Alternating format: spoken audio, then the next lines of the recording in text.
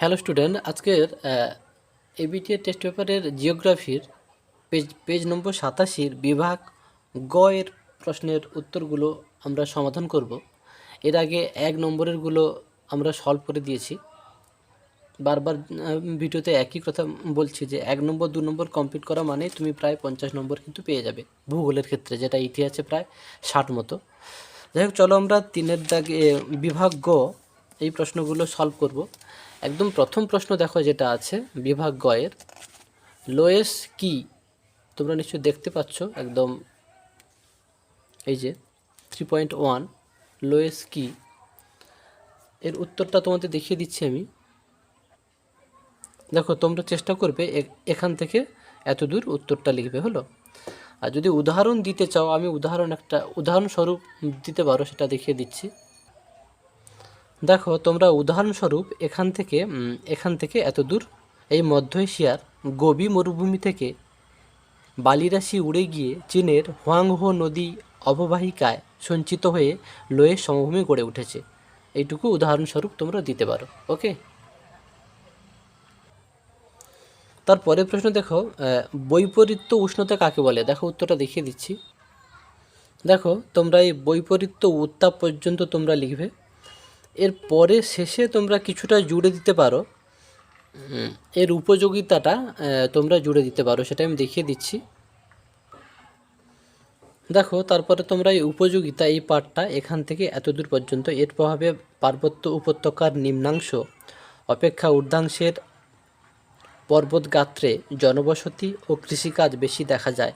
ভূপৃষ্ঠ সংলগ্ন বায়ুস্তরে শিশির কুয়াশা সৃষ্টি হতে পারে, হলো। এই অংশটা জুড়ে দিতে পারো, তাহলে উত্তরের স্ট্যান্ডার্ডিটিটা অনেক বেড়ে যাবে। ওকে, তারপরে প্রশ্ন দেখো, ডোল ড্রাম বলতে কি বোঝো? ডোল ড্রাম, বারবার বলছি 2 নম্বরের প্রশ্নগুলো একটু বড় করে করবে, কারণ এগুলো কিন্তু 3 নম্বরেও দেওয়ার সম্ভাবনা প্রবল। দেখো, উত্তরটা দেখিয়ে দিচ্ছি। দেখো, তোমরা ডোল ড্রাম এই সংজ্ঞা দেবে, অবস্থান দেবে এবং উৎপত্তি দেবে, এত দূর লিখবে। ওকে, তাহলে একটু বড় করে করলে কী হবে, 3 নম্বরের প্রশ্নও যদি এটা আসে তোমাদের কোনো সমস্যা হবে না। ওকে, তারপরের প্রশ্ন দেখো, শৈবাল সাগর কাকে বলে? দেখো, উত্তরটা দেখিয়ে দিচ্ছি। শৈবাল সাগর কাকে বলে? দেখো, তোমরা মাথায় রাখবে শৈবাল সাগর বা সার্গাস্য সমুদ্র, এর দুটো কথা কিন্তু একই। অতএব মাথায় রাখবে, এই প্রশ্নটা ঘুরিয়ে আসতে পারে যে সার্গাস্য সমুদ্র বলতে কী বোঝো। যাই হোক, তোমরা এই সংজ্ঞাটা দেবে, এতদূর দেবে, তারপরে অর্থটা দেবে। তারপরে আর কিছুটা দেখিয়ে দিচ্ছি। এই সৃষ্টির কারণটাও তোমরা দেবে, যাতে আর উদাহরণ হিসেবে এমনি শুধু পয়েন্টটাই শুধু তুলে দেবে। ওকে, যাতে উত্তরের একটু স্ট্যান্ডার্ডিটি বাড়ে। ওকে, এই পয়েন্টটাকে কিন্তু ব্যাখ্যা করতে হবে না। তারপরে তোমরা চেষ্টা করবে বৈশিষ্ট্য 2-3টে তুলে ধরার। ওকে, যাতে 3 নম্বরের প্রশ্ন এলে তোমাদের কোনো সমস্যা না হয়।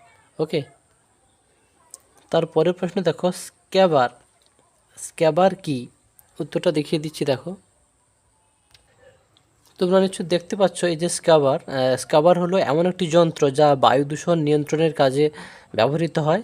এটি দূষিত গুলিকে আলাদা করে দেয়। বিভিন্ন কঠিন তরল এবং গ্যাসীয় শিল্প বর্জ্য, পৌরসভার বর্জ্য এবং চিকিৎসা সংক্রান্ত বর্জ্যকে পরিশোধিত করে সেখান থেকে দূষিত পদার্থকে আলাদা করা হয়। স্ক্রাবার 2 ধরনের হয়, 1 নম্বর শুষ্ক স্ক্রাবার আর 2 আর্দ্র স্ক্রাবার। তো এইভাবে পুরোটা তোমরা লিখবে। ওকে, দেখো, তার পরের প্রশ্ন এই যে গঙ্গা অ্যাকশন প্ল্যান বা জিএপি কি? উত্তরটা দেখো। তোমরা এখান থেকে এত দূরে যে শুভ সূচনা করেন, এই গঙ্গা অ্যাকশন প্ল্যান এত দূর লিখবে। তার সঙ্গে কর্মসূচি তোমরা 2 কি 3টে দিয়ে দেবে। ওকে, 1 2 3, 2-3টে দিয়ে দেবে। ওকে, কর্মসূচিটা যদি না দেখতে পাও, আমি একটু ক্লিয়ার করে দিচ্ছি। দেখো, আশা করি এবারে দেখতে পাবে। ওকে, তারপরে দেখো পশ্চিমবঙ্গের দুটি সেচ বাঁধের নাম লেখো। উত্তরটা বলে দিচ্ছি, তোমরা লিখবে দুর্গাপুর ব্যারেজ প্রথমটা হবে, আর আরেকটা লিখতে পারো পাঞ্চেত বাঁধ, হলো পাঞ্চেত বাঁধ। আচ্ছা, এর পরের প্রশ্নে যাচ্ছি। দেখো আধি, আধি কাকে বলে, এর উত্তরটা দেখাচ্ছি। দেখো দেখো উত্তরটা খুব সুন্দর দেওয়া আছে। আধি সংজ্ঞাটা তোমরা তুলে নেবে, সঙ্গে উৎপত্তিটাও তোমরা দেবে। ওকে, তবে তোমরা চেষ্টা করবে বৈশিষ্ট্য দুটো মতো বৈশিষ্ট্য দেওয়ার চেষ্টা করবো। ওকে, যদি 3 নম্বর আসে তখন তো খুবই সমস্যা, তার জন্য একটু বড় করে উত্তরগুলো রেডি করতে হবে। ওকে, তারপরে প্রশ্ন দেখো, খাদার ও ভাঙারের দুটি পার্থক্য লেখো। দেখো উত্তরটা দেখিয়ে দিচ্ছি। দেখো উত্তরটা খুব সুন্দর করে প্রস্তুত করা আছে। খাদার ও ভাঙারের দুটি পার্থক্য তোমরা 3টে কি 4টে করে নেবে। বারবার সেই একই কথা বলছি, যদি 3 নম্বরের প্রশ্নে আসে, হ্যাঁ, তোমরা 4টে মতো পার্থক্য ঠিক এরকমভাবেই পরীক্ষার হলে লিখবে। ওকে, তারপরের প্রশ্নে দেখো, ভারতের নগরায়নের দুটি সমস্যা উল্লেখ করো। দেখো উত্তরটা দেখিয়ে দিচ্ছি।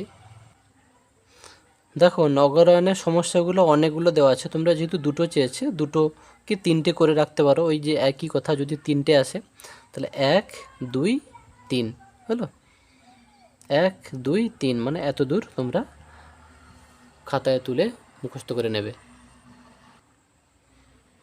তারপরের প্রশ্ন লেখো, উপগ্রহ চিত্রের দুটি গুরুত্ব উল্লেখ করো। দেখো আমি উত্তরটা দেখিয়ে দিচ্ছি। দেখো এখানে যে উপগ্রহ চিত্রের কতগুলি সুবিধা যা, গুরুত্ব তা। যেহেতু এখানে দুটো বলে দিয়েছে, দুটো লিখবে, কিন্তু তোমরা 3টে লিখে মুখস্থ করে রাখবে। যদি 3 নম্বরে আসে তখন 3টে লিখে মুখস্থ করে রাখলে সুবিধা। তবে তোমরা প্রশ্নে দেখবে, প্রশ্নে যদি কোনো সংখ্যা উল্লেখ করে দেয় যে দুটো লেখো কি 3টে লেখো, তখন যটা বলবে তটাই লিখবে, তখন একটাও বেশি লেখার একদম প্রয়োজন নেই। ওকে, তারপরে প্রশ্নে দেখো, মিলিয়ন শিট বলতে কি বোঝো।